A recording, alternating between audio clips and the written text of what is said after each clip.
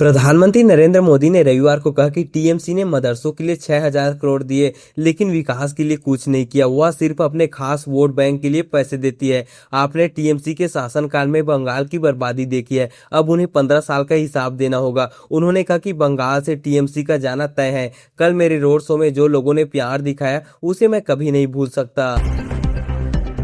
Rajasthan, MP, UP समेत 16 राज्यों में गर्मी बढ़ेगी। मनाली में बर्फबारी, पारा -60 डिग्री पहुंचा। जम्मू में बवंडर उठा। देश भर में गर्मी बढ़ रही है। मौसम विभाग के मुताबिक राजस्थान, एमपी, यूपी, दिल्ली, गुजरात समेत देश के 16 राज्यों में इस हफ्ते का पारा 40 डिग्री के पार जा सकता है।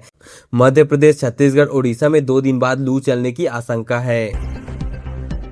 देश में लगभग 2.5 करोड़ यूट्यूब एक्टिव चैनल है, जिसमें से 30 लाख ही प्रमोशनल है। बाकी करोड़ों चैनल में या तो गलत कंटेंट अपलोड हो रहा है या तो कॉपी पेस्ट पैसे के चक्कर में किया जा रहा है। इन्फ्लुएंसर ट्रस्ट रिपोर्ट के मुताबिक देश में यूट्यूब में हर महीने 50 करोड़ एक्टिव यूजर है। अब यह सिर्फ मनोरंजन नहीं बल्कि एक डॉक्टर, मैकेनिक, जिम ट्रेनर और कानूनी सलाहकार बन चुकी है। यदि इन चैनलों पर बताई गई किसी सलाह से किसी को नुकसान हो जाए तो न्याय पाने का रास्ता इतना पेचीदा है कि अपराधी साफ बच निकल सकता है। देश में हर 10 में से 7 लोग यूट्यूब की सलाह पर भरोसा करते हैं, जिनमें से 60% उसे बिना क्रॉस चेक किए सही मान लेते हैं।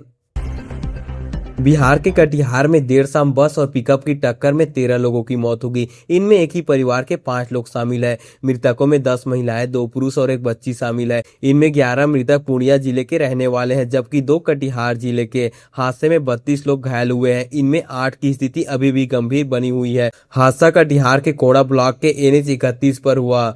बस से टक्कर के बाद लोग के शव सड़क पर बिखर गए। अमरनाथ यात्रा की तारीखों का ऐलान कर दिया गया है। जम्मू कश्मीर के उपराज्यपाल मनोज सिन्हा ने बताया कि इस साल यात्रा 3 जुलाई से 28 अगस्त तक चलेगी। 57 दिन चलने वाली इस यात्रा के लिए जम्मू के भगवत नगर बेस कैंप से पहला जत्था रवाना होगा। यात्रा के लिए रजिस्ट्रेशन 15 अप्रैल से शुरू होंगे। भाजपा उत्तर प्रदेश में नारी शक्ति वंदन अभियान के तहत 18 अप्रैल तक मिस्ड कॉल अभियान चलाएगी। इसका लक्ष्य 20 लाख महिलाओं से जुड़ना है ताकि पार्टी अपने अभियानों और सरकार की उपलब्धियों को साझा कर सके। दिल्ली सरकार ने 2026-27 के लिए हरित दिल्ली का मेगा प्लान जारी किया है। इसके तहत शहर में 15 नए नगर वन और 2 मियावाकी फॉरेस्ट विकसित किए जाएंगे। दिल्ली सरकार वजीराबाद से DND तक 19.2 किमी लंबा एलिवेटेड कॉरिडोर बनाएगी। यह परियोजना 3 चरणों में पूरी होगी और रिंग रोड पर यातायात दबाव कम करेगी। भारत ब्रिटेन मुक्त व्यापार समझौता मई के दूसरे सप्ताह से लागू होने की उम्मीद है। इसके तहत 99% भारतीय निर्यात ब्रिटेन में शुल्क मुक्त होगा, जबकि भारत ब्रिटिश कारों और शराब पर शुल्क घटाएगा।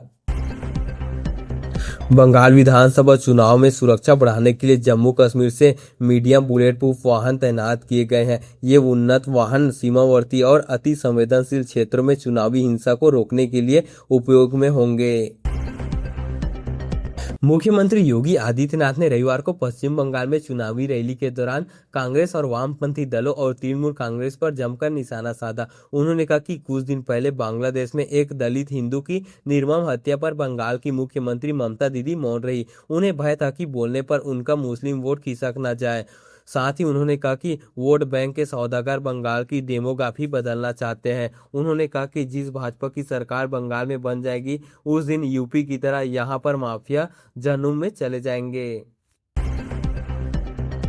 रामपुर पुलिस ने नशे के खिलाफ बड़ी कार्रवाई करते हुए नशीली दवाइयों का एक बड़ा जखीरा बरामद किया है।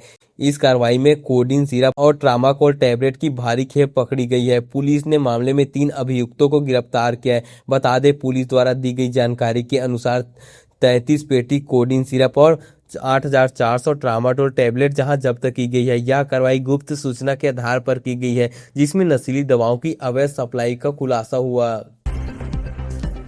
पंजाब के मुख्यमंत्री भगवंत सिंह मान ने दिल्ली के केंद्रीय खाद्य और सार्वजनिक वितरण मंत्री प्रहलाद जोशी से मुलाकात की। मुलाकात के दौरान उन्होंने राज्य के किसानों और मंडियों के लिए कई महत्वपूर्ण राहत उपाय सुनिश्चित किए। इस दौरान केंद्र ने पंजाब में पड़े 155 लाख मीट्रिक टन अनाज की प्लांटिंग के लिए विशेष रेलगाड़ियां चलाने की सहमति दी, जिससे रबी मंडीकरण सीजन से पहले राज्य में अनाज भंडारण संबंधित गंभीर संकट से निपटने में मदद मिलेगी।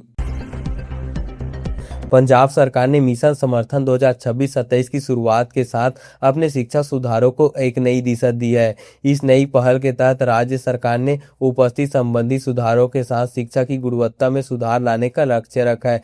शिक्षा मंत्री हरजोत सिंह बैस और दिल्ली के पूर्व उप मुख्यमंत्री मनीष सिसोदिया ने इस कार्यक्रम का उद्घाटन किया, जो पंजाब की शिक्षा क्रांति को और भी अधिक सशक्त बनाएगा। इलाहाबाद हाई कोर्ट ने बीएनएसएस के सेक्शन 106 को लेकर एक अहम फैसला सुनाया है। कोर्ट ने कहा है कि इस सेक्शन के तहत पुलिस को प्रॉपर्टी को अटैच करने से पहले किसी व्यक्ति को नोटिस देने की आवश्यकता नहीं है। कोर्ट ने इसे बीएनएसएस के सेक्शन 107 से अलग कर दिया है, जिसमें खास तौर पर यह नियम है कि मजिस्ट्रेट उस व्यक्ति को नोटिस जारी करेंगे जिसकी प्रॉपर्टी अटैच करनी है।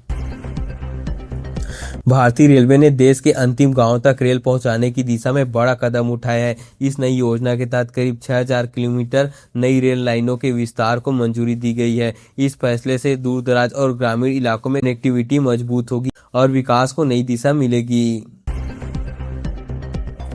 न्यायिक क्षेत्र में बढ़ रहे एआई और डिजिटल टूल्स के उपयोग के बीच सुप्रीम कोर्ट के जस्टिस राजेश बिंदल ने कहा कि आर्टिफिशियल इंटेलिजेंस और डिजिटल टूल्स का इस्तेमाल केवल सहायक के रूप में होना चाहिए, इन्हें न्यायिक सोच पर हावी नहीं होने देना चाहिए। उन्होंने ओपन सोर्स प्लेटफॉर्म के इस्तेमाल और डेटा गोपनीयता से जुड़े संभावित जोखिम पर चिंता जताई। भारतीय सेना के बेड़े में एक और खतरनाक मिसाइल शामिल होने जा रही है, जिसका नाम है ध्रुवास्त्र मिसाइल। जी हां, यह मिसाइल दुश्मनों के टैंक को सेकेंड भर में उड़ा देगी। इसे हेलीकॉप्टर द्वारा आक्रामक तरीके से लॉन्च किया जाता है। यह रात के अंधेरे से लेकर विपरीत मौसम में भी काम करती है। यह दुश्मनों को संभलने का एक भी मौका नहीं देगी।